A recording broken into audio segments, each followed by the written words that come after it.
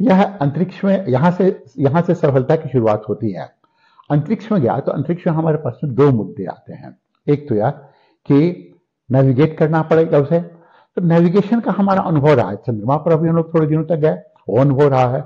फिर मंगलयान पर भी हम लोगों ने भेजा, वो अनुभव रहा है। तो जब नेविगेशन की बात आती है तो एक ऐसा अंतरिक्ष का खाली स्थान है जहां से कि आपको कुछ भी रास्ते का अता पता नहीं है, और तब आपको नेविगेट करना पड़ता है।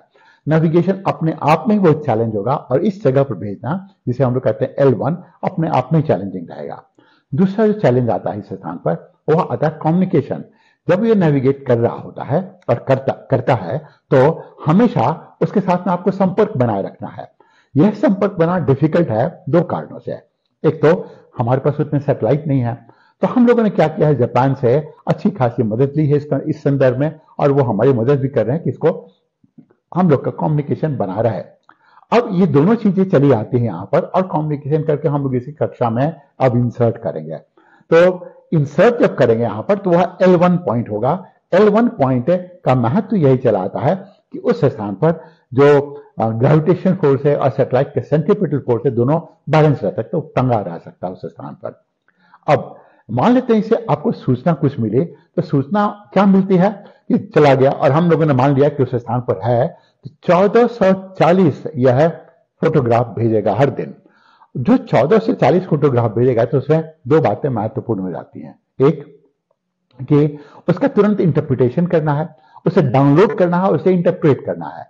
अगर डाउनलोड कर लिया तो इंटरप्रेट इसलिए करना है कि वो आगे में कोई भी ऐसी गलती वो करना चाहे तो नहीं करने दिया जाए, इस कारण से महत्वपूर्ण हो जाता है। अब आप सोचिए कि 5 सालों तक इतने फोटोग्राफ वो लेकर भेजेगा, इसका इंटरप्रिटेशन ही सबसे महत्वपूर्ण होगा, क्योंकि इसके इंटरप्रिटेशन से ही हम लोग को जानकारी मिलेगी। और ये इस इंटरप्रिटेशन को हम लोग मूल रूप से, इसके पास 5 पेलोड है, लेकिन एक है SUIT, solar, ultraviolet, imaging telescope. यह है जो मुख्य काम करेगा वह अल्ट्रा वायलेट किरणों के सहारे पूरे सूर्य को मैप करने का। एक है दूसरा VLES है, यह क्या काम करेगा कि कोरोना के ऊपर में किसी तरह का एक ब्लॉकेज डाल देगा, तो सूर्य नहीं दिखेगा। जब सूर्य नहीं दिखेगा तो इसके जैसे कि ग्रहण के समय होता है कि ग्रहण के समय अगर चंद्रमा बीच में आ गया पृथ्वी के, तो सूर्य नहीं दिखता है, और अगर ये नहीं दिखेगा तो इसका कोरोना का अध्ययन किया जा सके।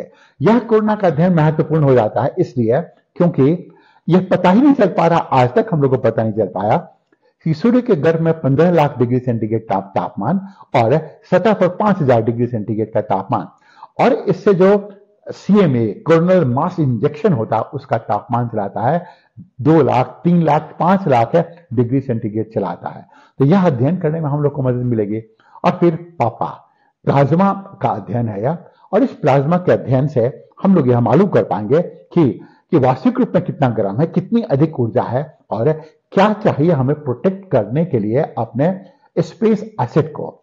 तो मूलतः अब यह काम करना शुरू करेगा स्पेस वेदर का, स्पेस के मौसम का, अंतरिक्ष के मौसम का। और अंतरिक्ष का मौसम इसलिए महत्वपूर्ण है क्योंकि अंतरिक्ष के मौसम में ही सारे के सारे सैटेलाइट हैं।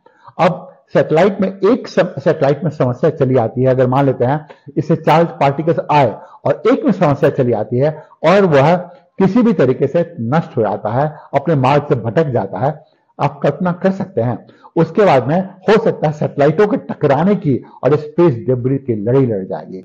स्पेस फिर रहने लायक नहीं रह जाएगा, वो इतना खतरनाक स्थान हो जाएगा। तो इन सभी चीजों से निपटने के लिए, बचने के लिए, इसका प्रबंधन करने के लिए अब आदित्य L1 पूरी तरह से तैयार हो जा रहा है।